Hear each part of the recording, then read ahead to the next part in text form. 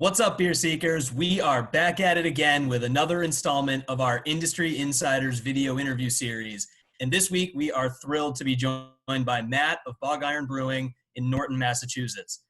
Thank you so much for taking the time to join us and chat with us. We really appreciate it. No problem. Thanks for having me. So, as I mentioned off the recording here, these other three guys have had plenty of experience going down to visit you in Massachusetts. As someone who's in Philadelphia, I have not been up to visit you, but can you give me a little bit of a backstory as to the start of the brewery and just going Yeah, on. sure. So I'm one of the owners, co-founders of the brewery. I started it 7.5 years ago with two friends of mine. So the three of us, myself, Frank, and Brian, were longtime homebrewers. We met in the South Shore Homebrew Club and just became friends, and over the years had conversations, drunken conversations usually, about what it takes to start a brewery. So we eventually kind of the space we found, the space we're in currently, we started in there. We currently occupy about 9,000 square feet of the building that we're in right now. We started out at 399 square feet. So we were in this little tiny closet in what used to be a barber shop, and before that it was like a tax accountant, and before that God knows what. So so we moved in there. We were brewing on a 55-gallon system, so we're brewing a barrel and a half at a time, knowing full well that we would never make money at that scale. We were just trying to prove out the concept. So when we first opened the brewery, we had basically three goals. The first one was to see if we liked brewing commercially. So as homebrewers, you're able to experiment, play around, change your recipe batch to batch, adjust things pretty dramatically if you can't find ingredients, or if you just want to experiment, and nobody really cares because you're making it generally for yourself or for your close friends, right? Right. The second thing we wanted to do is see if we could actually sell our beer commercially. So it's one thing when you're giving beer away, everybody tells you when you're giving them free beer that it's awesome. But when you start asking people to pay for it, would they actually do that? So that was our second thing. Would people actually pony up their own money for it? So let's see if we can do that. And the third goal we had, which is actually kind of vain, was we wanted to go into a bar or restaurant and buy our beer off of a menu. So Sure. That's a good one. It's been a thrill. Yeah. Actually, it kind of was.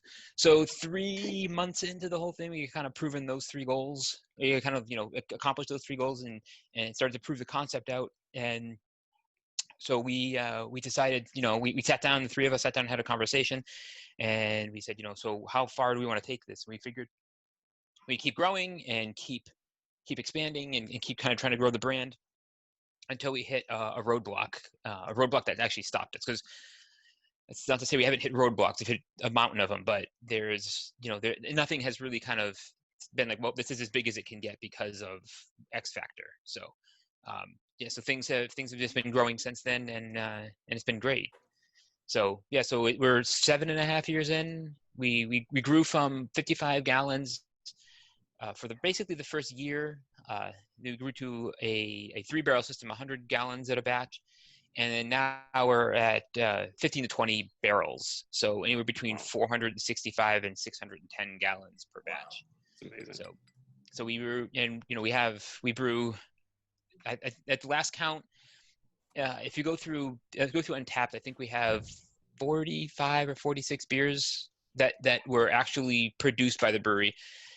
I was telling Tim and Steve on Thursday when they stopped in that one of my big complaints about Untapped is that every time you put a beer on, people who try it feel the need to log it, and which is fine. I actually don't have an issue with that. Where my problem starts to arise is we've got beers on our Untapped list. It's like test batch IPA 1, right? We don't even know what it is. Like which test batch IPA 1 was that? So and then they give it a rating, and that goes against or for the brewery one way or the other, depending on if the person liked it or hated it. The story I was telling Steve and Tim about it, and we're kind of getting a little far afield here, but the story I was telling them was that Brian had brewed a test batch in his driveway on his homebrew system of I think it was a Bohemian Pilsner or a Czech Pilsner aged on black tea. It was aged on tea, and it was supposed to be really easy drinking and have that little like tea flavor to it and be kind of a nice summer sipper type of thing. and it came out horrible. Like it was awful. So he brought it in, and we carved it up, and we put it on tap. And this is a Saturday morning, where the time I think we're open 10 to 2 on Saturdays. So he comes in, he puts it on tap, and there's 3 or 4 people sitting on the bar, and we try it, and like, oh god, yeah, that's terrible. And everybody's sitting on the bar. As soon as they do that, right, everybody wants to try it. So we pour little samples for everybody. We hand it out. We said, no, disclaimer, it's bad. It's, this is just it was an experiment, and it all went awry. So this isn't, it's not making it into production. And they immediately start. He wanted to call it Tea Time was the name of the beer. So people started logging it, and the 4 people logged it into Untapped right there in front of us. And now if you look, I think I may have convinced Untapped to take it down, but for a while there was a beer called Untapped, on Tea Time on Untapped, and one of the descriptions was the brewer said it's awful, and it's awful. which by itself is like the big problem, right? Like if you didn't like it, you gave it 2 stars, whatever. But to say that the brewer said it was bad, and then you were still drinking it, was like, whoa, all the context is missing. Like the story about how you got to taste it is all missing, and that's important. Exactly, yeah. If anything, it should be a high rating because you guys nailed what you're going for. Bad. Like you said bad, and it was bad. It was. We crushed it. So that's kind of the intro. So that's where we are now. Very cool. We're trying to expand a little bit more. We're trying to stay in the same building. The building location is good. The building itself leaves a little bit to be desired, but we have some plans to try to fix it up and expand the tap room into. Tim and Steve and Nick, you guys were there. The whole front space, that big open area where you kind of walk through to get to the outdoor space. We're hoping to turn that into our actual tap room when things start to loosen up and we start being able to kind of have a tap room experience again. So we're still trying to grow, still trying to expand. Following up on that, having been there with you on Thursday and back with Nick on Saturday, like actually looking at the space that you guys had, you said you had to slow it down, but is that space something that you expect to have soon, or is it like you said it slowed down a little bit? And what's that going to do for your production overall and your sales overall, do you think? So what we're hoping, we believe what's going to happen is that we'll end up selling more beer on site. Because right now, I kind of gave Nick. I don't know if you got to go, if you've been to the old tap room or existing. I didn't yet. But it's about 900 square feet, maybe a little bit more, 950, something like that. So it's not very big. And it's got a big kind of C-shaped bar in the middle of it. So it takes up a fair amount of room. And we have big couches in there. We try not to make it so you're cramming people in. And people have room to spread out and kind of be comfortable. But what we're hoping, we're kind of hoping to just grow beyond that and make it more of a destination, a place where like more than 45 people could be in the space and be comfortable. Because now when people drive by, they see a full parking lot, they just keep right on going. We have regulars who tell us all the time, like, if I drive up and see a full parking lot, I just keep going because I don't want to be crammed in there. Right. But it's kind of a little misleading because a lot of times people come in separate cars and it's not as crowded in there as the parking lot would lead you to believe. But we're hoping that, if we're able to move the tap room up front, and we're still planning to keep a beer garden, like outside seating, outside drinking. That's great. Aspects to it, that as you come down 123, it's not like, hey, where's the brewery around here, because we're kind of tucked on the side of the building now. It'll be right in front of you, and people will be outside, and there'll be cornhole and all the typical brewery trappings, and plus a few other little tricks we have up our sleeve, right? So there's some things we're hoping there. If we can move the tap room to the front of the building, then we have some more options as far as the customer experience, and we're keeping Tom the table, the caterer, is going to stay on and kind of scale up his operations so he could supply the tap room with food. So we've got some things, and we're hoping that kind of just that would grow over the bar sales, which for us is the highest profit margin. And we would end up potentially scaling back outside sales a little bit. But at the same time, we want to add a few more fermenters to try to kind of meet up with demand. So we're hoping to sell more beer overall. That's obviously the goal, right? And that front area just like markets itself. Like you drive by and you see people outside in Adirondack chairs drinking beers. Like the first thing I'm going to do is think about like, hey, I have 20 minutes, so right. I'm going to stop.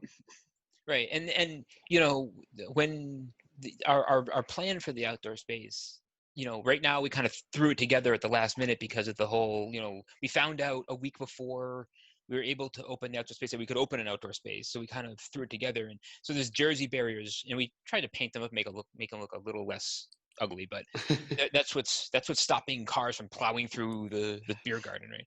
But when we move into like actually producing a beer garden, it won't be landscaping. It'll be, patio pavers, and there'll be a wrought iron fence with a concrete post to stop cars from barreling through the outdoor beer garden. So, so we have some plans to make it, even more appealing when you drive by. Yeah. So a quick question. You undersold the painting that's been done on those Jersey barriers. There's some good art on the inside. I actually didn't notice if the outside was painted, but are you the resident artist? No, I am not. I am not an artist at all. No, actually that was done.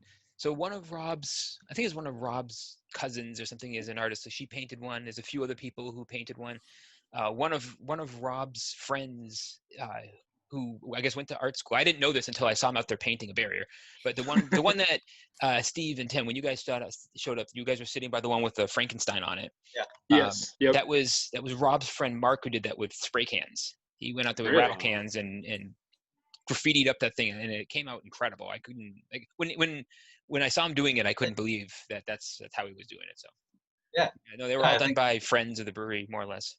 That's cool. That's a nice little touch. Yeah, especially since you guys are just putting it together. Yeah, I was surprised at how fast you had that quality artwork on there, knowing how little time you'd been open outside like that. That was impressive to me to see the artwork that well completed. Yeah, You've been open for like a week and a half. Yeah, we actually, so the barriers were put down on Sunday, and they showed up and did most of it on Monday and Tuesday. Really impressive. Yeah. So you got a good pipeline of artists. Yeah, apparently. Who knew? Yeah. Well, that's what happens these days. Things just come out of nowhere. It's a new experience every day. You kind of started to touch on a little bit with the environment that you guys try to create and everything. I noticed on your website, you guys emphasize the fact that you're all about the environment.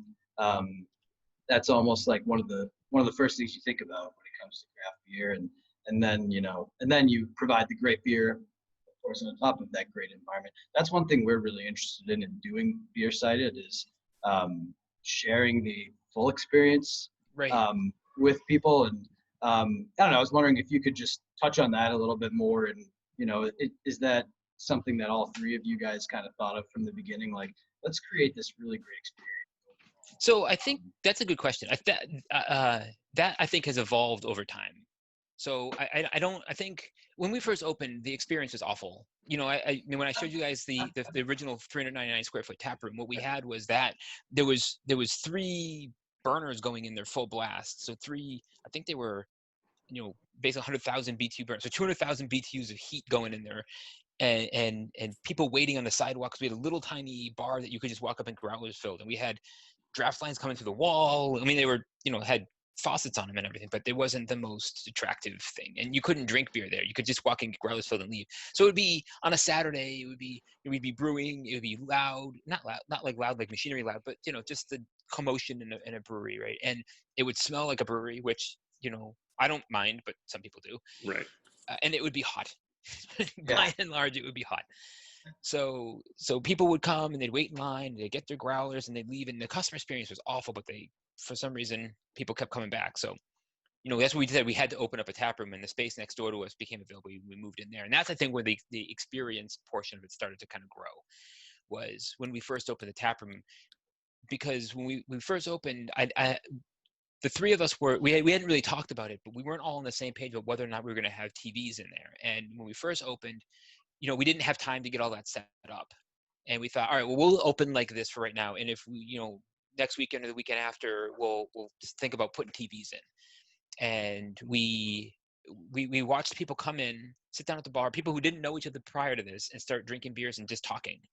And we thought, well, if we had a TV in, everybody would be staring at the TV. And maybe if it was something cool or something people were interested in, they'd start interacting with each other. But other than that, it'd be focused on the TV.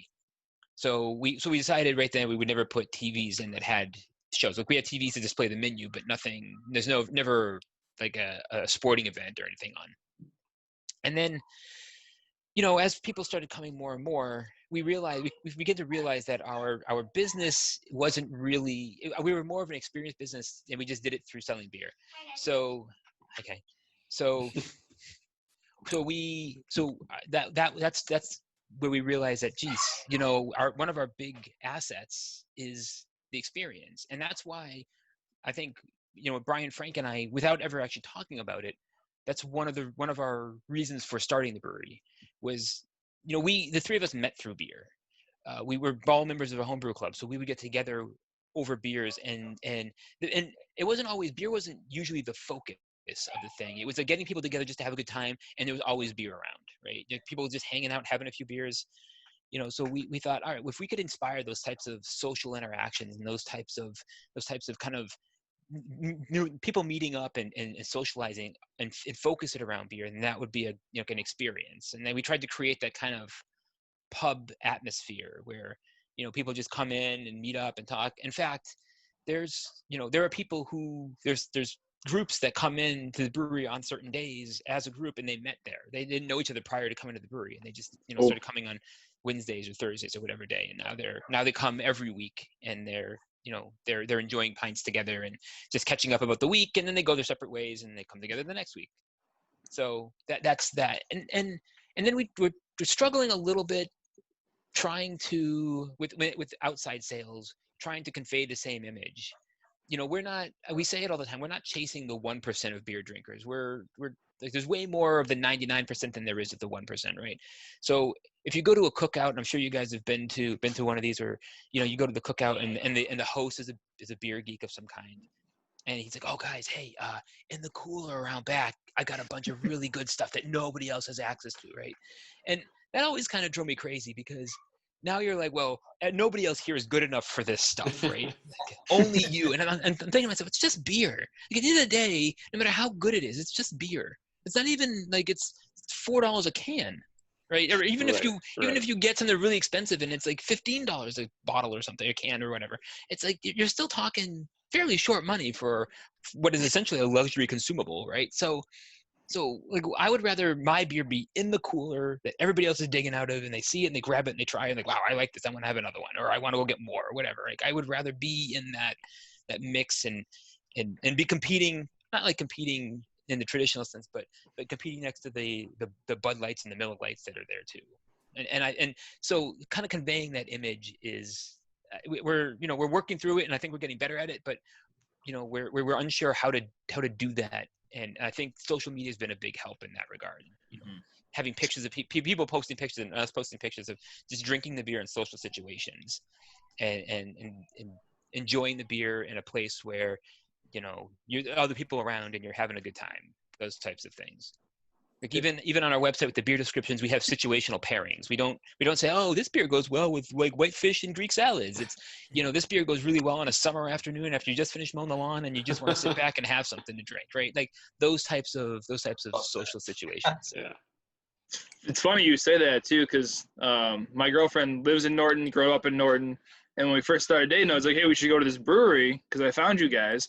And when we went the first time, it was just a tap room and you didn't have that couch area built in yet. Yeah. That was a while ago. Yeah, so we went like 3-4 years ago with that. And then we went back and we were like, wow, the expansion's really big. But every time I mention going back, she's like excited because the beer is great and the atmosphere is great. But there's always a little part of her that's like, oh, I'm going to see somebody from Norton there. You're definitely going to see somebody. Because people go there, but then we leave, and she always like, it was great to see this person. It was great to catch up with them because, like you said, there's no other option there. Like, you're in this room, like kind of like an Irish class, where if you see people, you know, you're gonna interact, you're gonna talk because you don't have a choice. And like exactly what you said is what I've experienced firsthand going there. So it's really cool. Like, it's no TVs is not something I haven't even noticed because of the experience has been exactly what you're going for. So yeah, my wife, when Wi-Fi started, you know, when place started offering free Wi-Fi, my wife painted a sign that's still on the wall that says, sorry, no Wi-Fi, pretend it's 1995 and talk to each other. Right? So it's that type of, you know, yeah, it's great. Have conversations and yeah. Right. Matt, one thing I love about how you guys met is through this Home Brewers Association. And I really didn't know these were so big or existed, and maybe they're not. But can you speak a little bit about the South Shore one? We actually might make our first appearance there this month, hopefully. And just about what you guys talk about, what you do, and how it really gets together. Yeah, so the South Shore Homebrew Club is where we met. The founder of it lives right down the street from the brewery. Actually, just passed away earlier this year, or maybe it was late last year. Anyway, fairly recently. And so it's a group of, I think so I'm not nearly as involved in the club as I used to be. Sure. At one point in time, I was the president of the club, and Brian had been the president of the club, and Frank was the vice president for both of us. So we all kind of met that way. So we were very involved with it. And over the years, it's just I still occasionally attend a meeting or do a presentation or something, but rarely am I. I'm not a regular at the meetings anymore. Right. But that said, it's still an awesome club. I've met I've met some really good friends through the club, and they focus on making you a better brewer through education and experience. So generally the meetings have a topic that they discuss, whether it's a style presentation, talking about, Berliner Weisses or New England IPAs. And then they have a conversation or a discussion about how you brew that style. Like, what are the unique techniques, tools, equipment, processes that you need to follow in order to make that style. So there's talking about recipes and yeast and fermentation temperatures, all the kind of nerd knobby geeky stuff that most people, even well-educated beer geeks don't generally care about or even know about. So if you're really into beer, it's a great organization, and it's a fun club. And I think it's like $30 a year to belong to it. It's not, it's ridiculously cheap. But for the amount of information you get, and then they have club competitions and picnics and group brew situations where a bunch of people get together and brew five. They have 11 or 12 people get together and brew 5-gallon batches, and then they fill a barrel and let it age for a year, then bottle it and distribute the shares amongst the club. And even if you're you don't feel comfortable brewing, or you just want to go and learn, it's an awesome place to just sit down and see what other people do, see what other brew systems look like, get ideas. It has some really great camaraderie like that, where they're all about just helping you learn. Like, I can't tell you the number of times that I had a beer that didn't come out the way that I wanted to, and I bring it and I drop it down on the table and have everybody try it and tell me what was wrong with it. Tell me did I ferment it too warm? Did I not add enough yeast? Did I not aerate enough? Where did I go wrong and produce this like the off flavor that I'm feeling, I'm tasting, or just it just didn't come out the way that I was expecting it to. So it's a great club. And I think they meet once a month, like the second Tuesday of the month or something like that. Okay. Matt, I'm really curious where you guys came up with the name Bog Iron. So when we were starting the brewery, we went through 400 names, everything you can think of. And can imagine. There was one night, we were tossing around ideas, and Frank was going through the online archives at Wheaton College and came across a reference to bog iron. So if you don't know what bog iron is, it's an iron ore that settles at the bottom of lakes and bogs and rivers. And it was a huge industry in southeastern Massachusetts that they would dredge that iron ore up and smelt it, make tools or weapons or whatever. And so when we were trying to find a brewery name, we wanted something had a little bit of like a rugged feel to it, and we still don't know why that is, but we wanted that, and we wanted something that kind of tied us to the area, but wasn't like Store Brewing Company or Norton Brewing Company or Bristol County Brewing or something like that. So we thought bog iron was esoteric enough to kind of tie us to the area, and was was kind of a cool sounding name. Now that said, Brian did and still hates the name, so he did not want to name it Bog Iron Brewing. And Frank and I outvoted him, and because we had at that point it was like enough, we Frank and I liked it, Brian didn't, and so we outvoted him, and here we are. So that's a good one. That's pretty cool.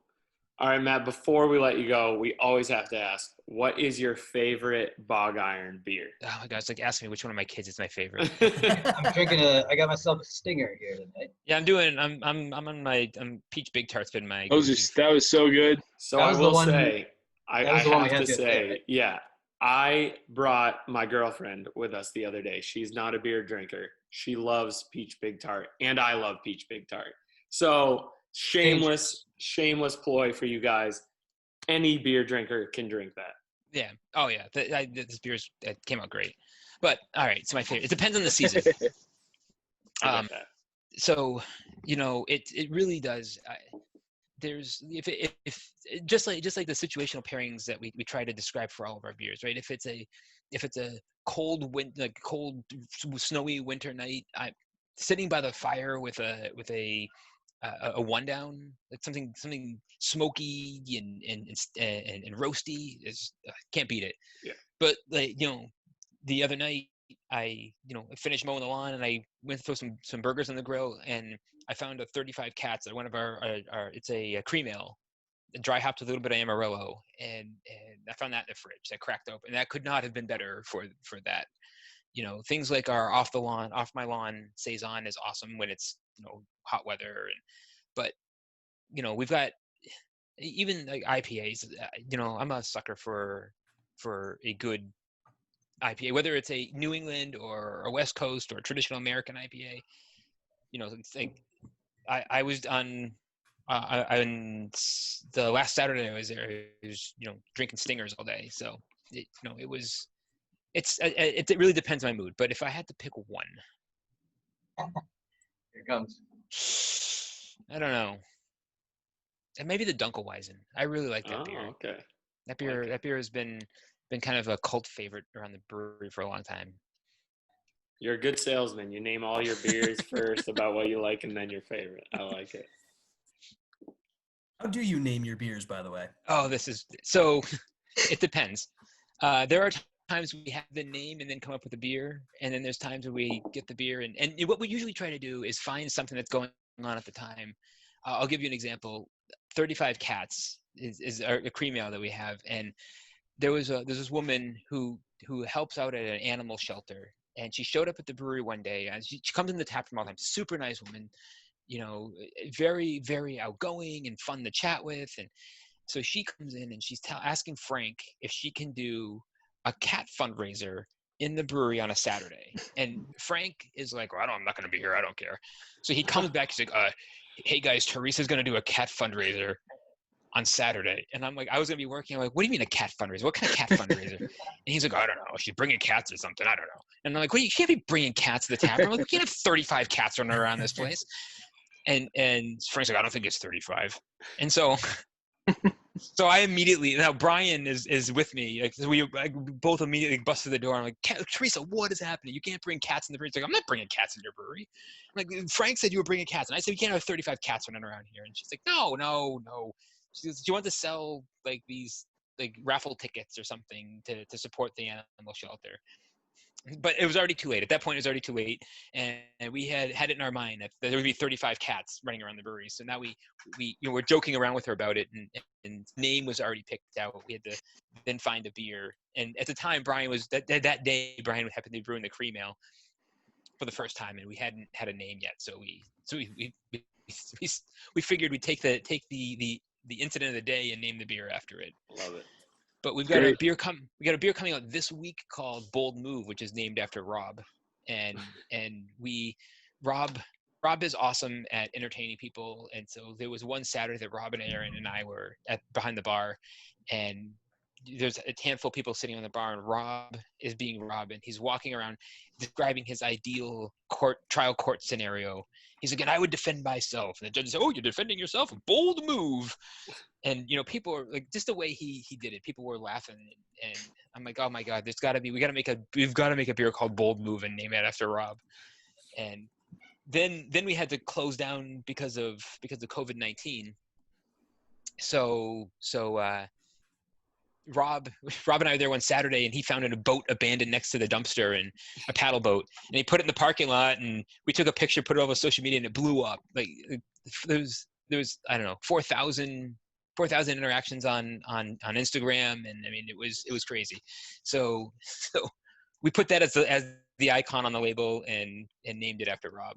And the funny thing is, so if you go to the website, we have all of our beers. We've put the story about where the name came from with all the beers. So there's a little description about the beer, just, you know, some general stuff about, you know, what type of beer it is and things. And then there's a story about where the name came from, and then a situational pairing, like where we would drink it or when we think would be an ideal time to have it. So all the stories are up there. And there's some really good ones. Robble Robble is one of my favorites. But I'll leave that to you guys to go explore. Well, for sure. Definitely. Yeah, that's awesome. And so that kind of segues into the end here, Matt. We really appreciate you joining us this week. Thank you so much for the time. So everyone out there who's watching, make sure to visit Bog Iron. If you can get down there, snag some of their beer, visit them online at bogironbrewing.com. Check them out on social media as well. For us, make sure to like this video and subscribe to our YouTube channel for all of our video content so you get the latest. Follow us at BeerSighted.com and follow us on social media as well. Again, Matt, thank you so much for joining us today. We really appreciate the time. Guys, it was a lot of fun, and you know, as we move forward, and if you want to do something like this again, we're happy to do it. So I appreciate it. Absolutely. Fantastic. Thank you so much. Thanks, Matt. Cheers. Cheers, Matt. Thanks, guys. Cheers.